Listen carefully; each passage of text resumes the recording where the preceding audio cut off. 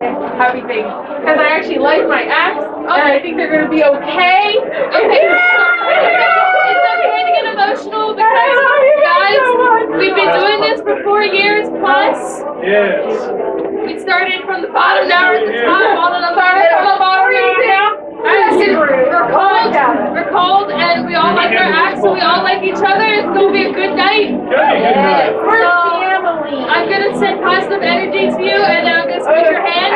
And then when I squeeze your hand, then you send energy to the next person. You squeeze their hand, we'll make a beautiful chain. And then we're gonna say 1, 2, 3, good enough. And then the first Bearcat has to say. In case I forget to tell you, I had a really nice time tonight. Okay, so tell yellow. I'm sorry if I make this go in reverse by accident because of my brain. I can't brain in hand. Yeah! You do it! You do it! Sorry. All right, ready? 1, 2, 3. Good enough! Yay!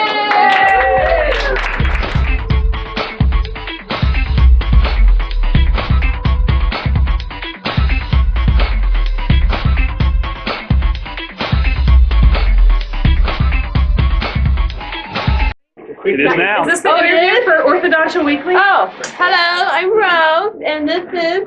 I'm a little aloof. Hi, I'm Bearcat Betty. And we're on behind the set at the lodge for the Honeybee Burlesque Show. Hullabaloo. That's good. So who are you? Hi, I'm Lipstick Lamar. So you're the one who knows the history. That's what they tell me. So what kind of history would you like to share? Burlesque in general goes all the way back to the ancient Greeks, Romans, those fun folks. And what it was specifically for was it was a little peculiar. It was the idea of working class people making fun of the highbrows, the elites, particularly the political elite. And this is something that still carries on today. A lot of burlesque is about politics, both body politics, your national politics, all that good stuff. As we know it today, it basically started in America in the 1860s when a British troupe, Lydia Thompson and her British Blondes, came over. They were in New York shortly after the Civil War. And one thing that they did is they did basically parodies of Greek tragedies. Where a lot of times the all-female troupe would be cross-dressing. They would be dressing as men, which was scandalous at the time, in addition to kind of exposing their limbs. At the time, the ballet was considered particularly scandalous because ballet dancers wore tights. So a lot of times, people think of ballet today as being like this very highbrow art form.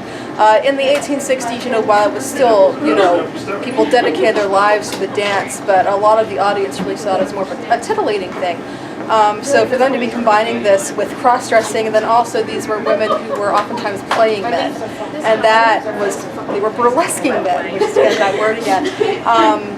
Which was also just unheard of. And it's funny, if you go back through and you read some of the reviews that the critics were writing at the time, this is the thing that appalls them the most. Like, they just how dare these women get up and try to imitate men? Like, how dare they? So this is what burlesque is. It's kind of these plays where women are taking on the roles of men and making fun of men and just doing things they're not supposed to be doing. This is what it is through about the 1870s and 1880s. Around the 1880s and into the 1890s, this is when more of the striptease element kind of comes in. This actually coincides with the rise of film. Pretty much as soon as people are making films, people want to watch other people taking their clothes off. So, there's something where a woman she's on a trapeze, and every time she swings back and forth from the trapeze, another piece of clothing falls off, that kind of thing. So people started creating what they called undressing shows, which is where a lot of times they were in brothels, sometimes in the back rooms of bars, things like that, which is where you could watch, someone take their clothes off. And sometimes it was humorous as well, like, they would rig up a gust of wind so it would blow something off, and that's very hilarious and funny and so on and so forth. So it kind of gets just more and more and more going through about the 1920s. About the 1910s, 1920s, this is when these bad boys come along, the pasty. And the reason that comes along is because at the time, kind of high-class burlesque shows up. There's this guy called Florenz Ziegfeld. He started staging these very, very glamorous musical productions uptown on Broadway. And huge, beautiful costumes. A lot of times the girls would be topless, and they would do what's called tableau, which is where the performers would like kind of mimic a famous painting or something. They would stand completely still and, you know, basically like a human tableau of this painting. And, you know, they would be topless sometimes or whatever. So basically, to differentiate between the high-class Broadway show and like the low-class strip show, which is where, you know, girls would be dancing or walking on runways and things to the crowd, they decided that if you were standing still, it was art, and if you were moving, it was pornography. So then they decided to get around this. They were going to cover the nipples, because that was the obscene part. So they came up with these bad boys, because, you know, you tell me my nipples are obscene, I'm going to make them super sparkly.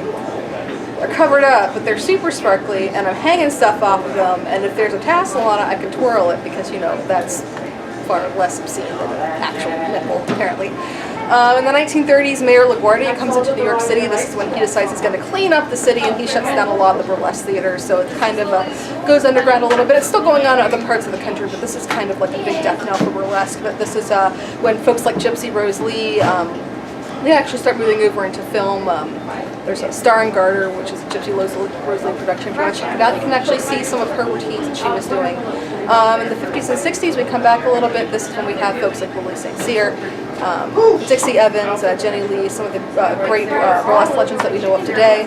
And then in the 60s and 70s, this is when the strip clubs as we know them come out, where there's much more emphasis on the nudity than there is on the tease and on the artistry.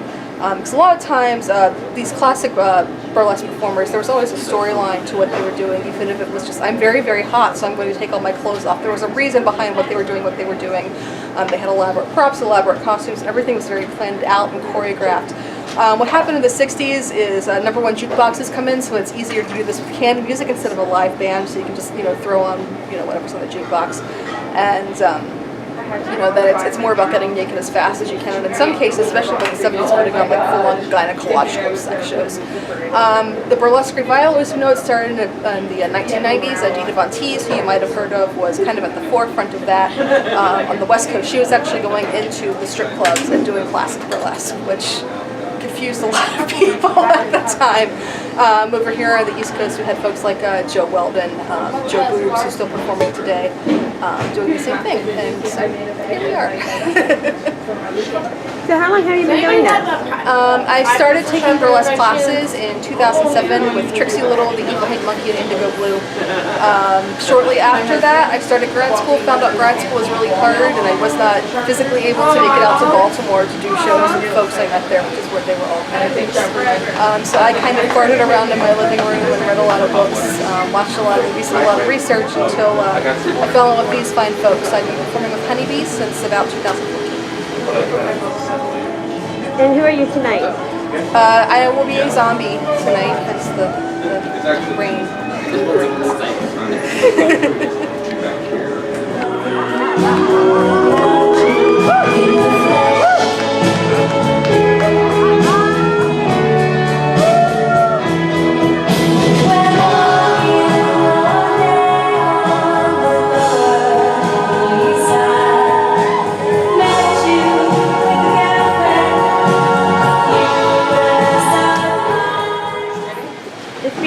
Okay. Hi, I'm Bearcat Betty. We're here at the lodge, backstage, with Lipstick Lamar. Lipstick! Yes. Let me think of a question first. Okay. Okay. What was your biggest highlight on stage that you've had thus far as a performer? Okay, so earlier this year, I learned how to lay on my back and twirl pasties at the same time. And the first time I did that in front of a crowd, someone threw $1 on the stage and it bounced off my solar plexus. Wow, that is great. Alright, I'll do serious. So. Oh, you don't have to be serious. I got bloopers in this. Okay, this is the whole thing. Just play this start to finish. Let's see. So here's a good one. What is your present self most looking forward to about your future self as a performer? Talking to the hairspray, if you can. I really look forward to learning more about my craft and improving it. One thing that I learned when I was finishing my theater degree when I was in college and also my film degree was that basically the minute you stop learning, you start stagnating. So I look forward to continuing to learn more, to take more classes, to read more books, to learn more skills, and to add them to my tool chest, as it were, of performing tools, and become better and better every day. Thank you, lipstick. You're welcome. Go. Is it on? Okay. We're here now with Lady Blady, here in the corner. Lady Blady, what is your most embarrassing moment on stage as a performer? I have so many of them. Pick a favorite. Probably my very first show where both my pasties came off 30 seconds into my act. Oh my, that's scary. Yes. Right. But nobody noticed. What? Nobody noticed. Alright, so how about, what is your creative process on how you come up with an act? I take.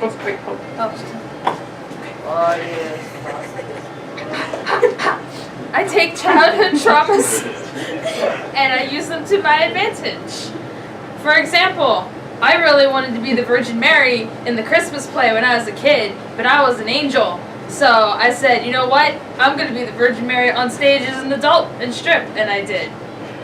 That's very depressing and inspiring story here with Lady Blady. Thank you very much, Lady Blady. Thank you.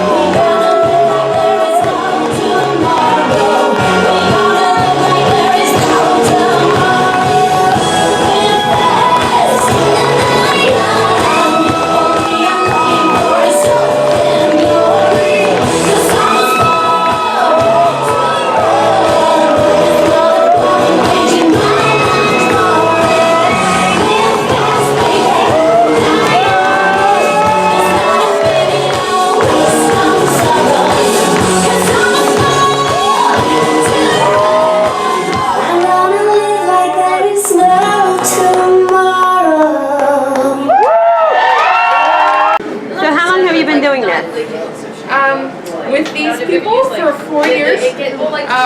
So before that I did like some hula hooping and art modeling and various other creative endeavors separately. And then Lady and myself kind of both separately wanted to bring burlesque to Frederick.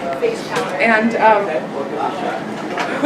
a mutual acquaintance kind of connected us and had a show here with some other individual performers.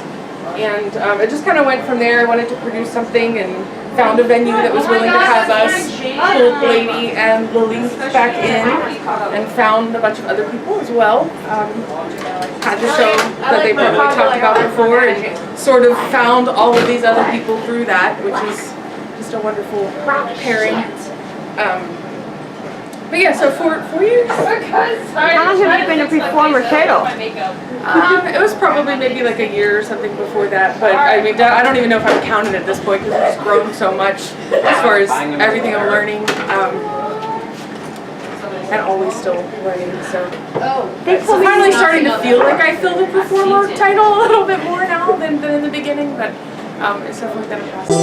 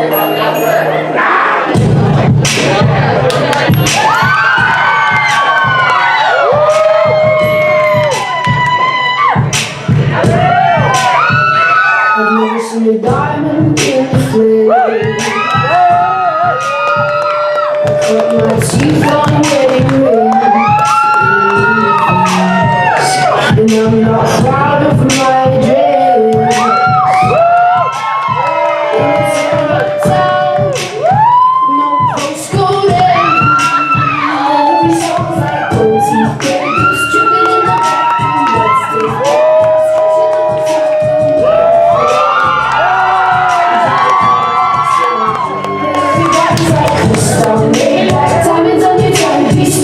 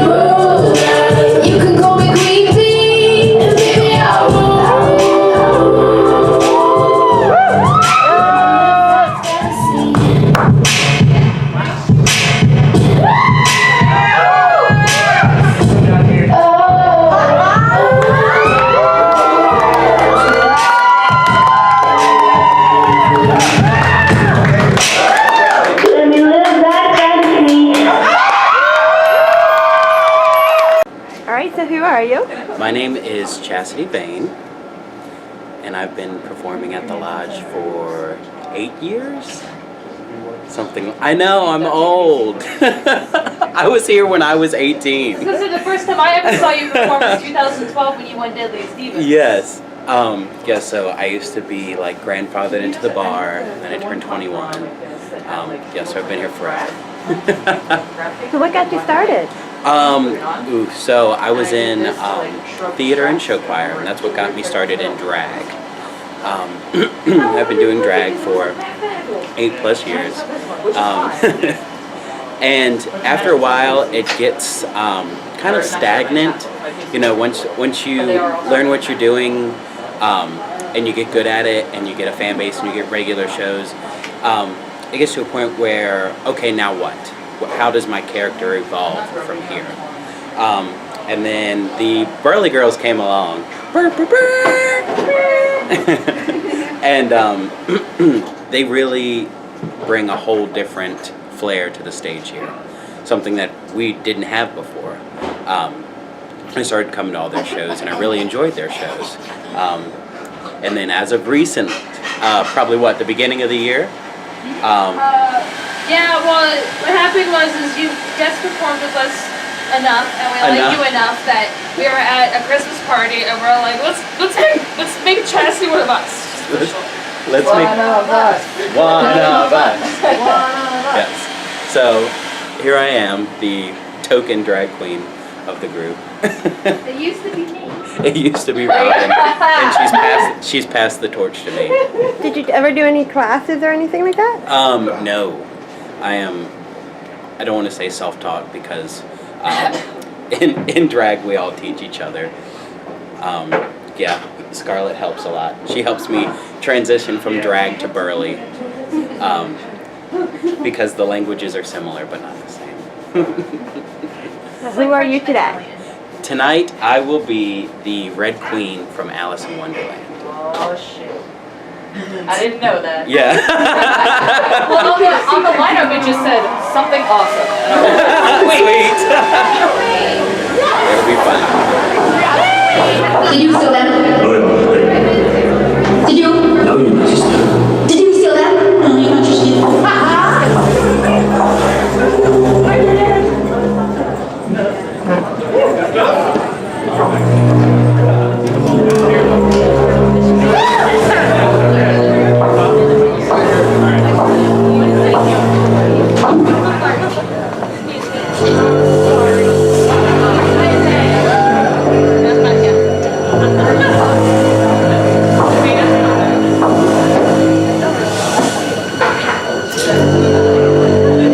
Did you steal my toys?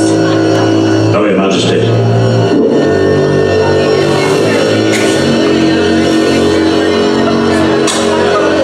Squidberry juice. I was so hungry! I didn't mean Hold on.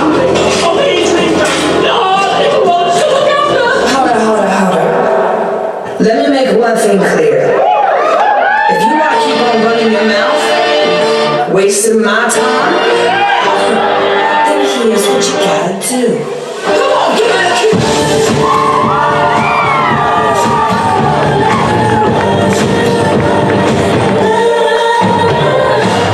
These parts are falling up. Don't get splashing up. Run it down like a pickup truck. 'Cause I'm free when I want it. Don't make me raise a hand. Drop bombs, I can't stand. Don't fuck with the master plan. They can't say I need a woman.